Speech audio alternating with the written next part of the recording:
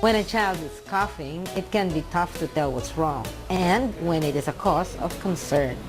Kids will always be kids. They love to play around, and we cannot stop them from enjoying their childhood.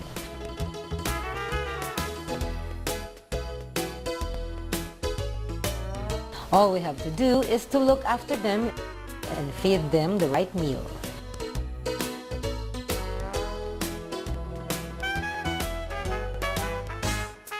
Make sure they get enough sleep.